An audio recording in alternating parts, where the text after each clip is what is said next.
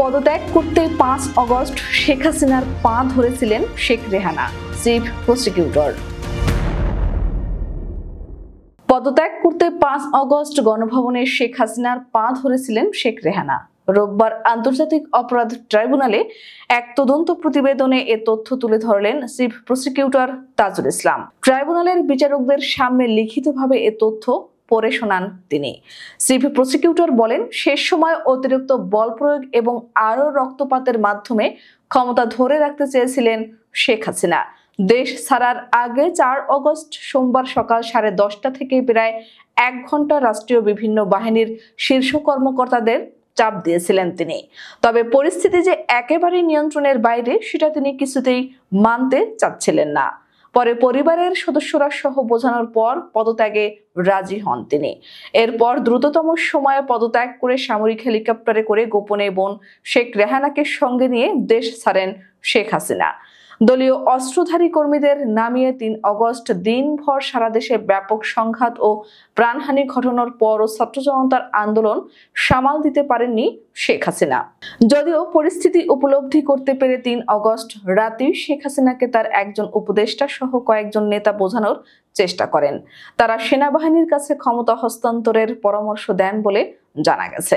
তবে তিনি তা মানতে চাননি, বরং 4 আগস্ট থেকে কারফিউ আরো কড়াকড়ি করতে বলেন। ভোর থেকে কারফিউ কড়াকড়ি করার উদ্যোগ নেওয়া হলেও সকাল 9টার পর থেকে বিভিন্ন স্থানে আন্দোলনকারীরা কারফিউ ভেঙে নামতে শুরু করেন। 10টা নাগাদ ঢাকার বিভিন্ন স্থানে জমায়েত বড় হতে থাকে।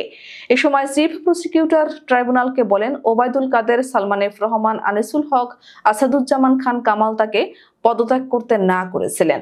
5 আগস্ট সকাল 10:30টার দিকে 3 বাহিনীর প্রধান ও পুলিশের মহাপরিদর্শককে প্রধানমন্ত্রীর বাসভবন গণভবনে ডাকা হয়।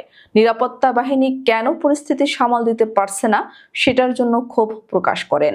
আন্দোলনকারীরা আইন শৃঙ্খলা রক্ষাকারী বাহিনীর সাঁজোয়া যানে উঠে লাল রং দিয়ে দিচ্ছেন, সামরিক যানে পর্যন্ত উঠে পড়ছেন। এরপরও কেন তারা কঠোর হচ্ছে না সেটা নিয়েও ক্ষোভ প্রকাশ করেন তিনি। এছাড়া বিশ্বাস করে এই কর্মকর্তাদের শীর্ষ পদে বসিয়েছেন সেটাও তিনি উল্লেখ করেন। এক পর্যায়ে শেখ হাসিনা আইজিপিকে দেখিয়ে বলেন, তারা তো ভালো করছে। তখন আইজিপি জানান, পরিস্থিতি যে পর্যায়ে গেছে তাতে পুলিশের পক্ষেও আর বেশি সময় এরকম কঠোর অবস্থান ধরে রাখা সম্ভব নয়। ওই সময় শীর্ষ কর্মকর্তাদের পক্ষ থেকে বোঝানোর চেষ্টা করা হয়, বল প্রয়োগ করে এই পরিস্থিতি সামাল দেয়া যাবে না। কিন্তু শেখ হাসিনা সেটা মানতে চাচ্ছিলেন না। তখন কর্মকর্তারা শেখ রেহানার সঙ্গে আরেক কক্ষে আলোচনা করেন। তাকে পরিস্থিতি জানিয়ে শেখ হাসিনাকে বোঝাতে অনুরোধ করেন।